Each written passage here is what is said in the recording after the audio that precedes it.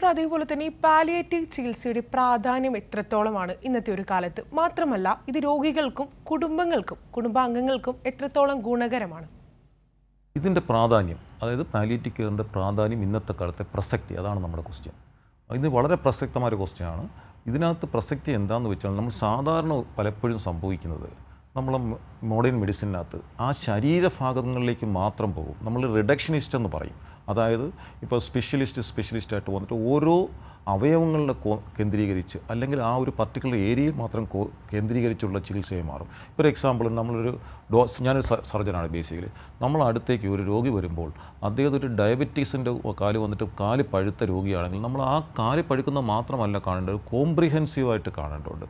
പലപ്പോഴും modern medicine ആ ഏരിയയിൽ മാത്രം ഒതുങ്ങി നിൽക്കുകയും, നമ്മൾ പലപ്പോഴും അദ്ദേഹം ഒരു രോഗിയാണെന്ന് പോലും മറന്നുകൊണ്ട് അതൊരു മനുഷ്യനാണെന്ന് പോലും മറക്കുന്നുണ്ട്. അത് നമ്മുടെ മെഡിക്കൽ എഡ്യൂക്കേഷൻ സിസ്റ്റത്തിൽ പോലും പലപ്പോഴും കേസ് എന്ന് പറയുന്ന ആ വേർഡ് പോലും ആ ഒരു രോഗീകേന്ദ്രിതമായി രോഗീകേന്ദ്രിതം എന്നതിനപ്പുറം എന്നതിലേക്ക് എത്താതെ ആ ശരീരത്തിൻ്റെ ആ ഭാഗം മാത്രമായി മാറുമ്പോഴാണ് മനുഷ്യനെ ഒരു കേസായി കാണുന്നത്.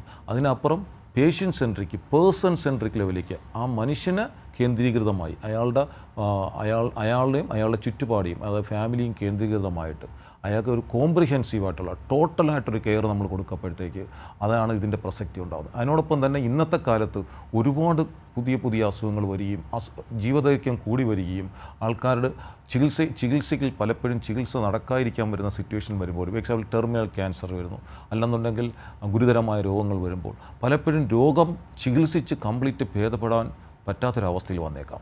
പലപ്പോഴും നമ്മൾ കേട്ടിട്ടുണ്ടായിരിക്കും, ഇനി ഒന്നും ചെയ്യാനില്ല. അങ്ങനെ അവസ്ഥയില്ല. ആ ഡോക്ടർ ഉദ്ദേശിക്കുന്ന പലപ്പോഴും ഇനി രോഗത്തെ ഭേദപ്പെടുത്താൻ ഉള്ള കംപ്ലീറ്റ് ക്യൂർ ഇല്ല എന്നാണ് ഉദ്ദേശിക്കുന്നത്. ഈ ഒരു സാഹചര്യത്തിൽ നമുക്ക് ഒരുപാട് കാര്യങ്ങൾ ഡോക്ടർ എന്നുള്ള നിലയിലും സമൂഹം എന്ന നിലയിലും വ്യക്തി എന്നുള്ള നിലയും നമുക്ക് ഒരുപാട് കാര്യങ്ങൾ ചെയ്യാൻ പറ്റും. അദ്ദേഹത്തിന് സാമൂഹ്യമായിട്ടുള്ള തണൽ കൊടുക്കാൻ പറ്റും. അദ്ദേഹത്തിൻ്റെ ഭൗതികമായിട്ടുള്ള പ്രശ്നങ്ങൾക്ക്, അതായത് വേദന, സഫറിങ്, ഓരോ അസുഖങ്ങൾ, ആ അസുഖങ്ങൾക്കെല്ലാം നമുക്ക് ചികിത്സ കൊടുക്കാൻ പറ്റും. അതോടൊപ്പം മാനസികമായ പ്രശ്നങ്ങൾക്ക് അതിനുള്ള പരിഹാരം കണ്ടെത്താൻ പറ്റും.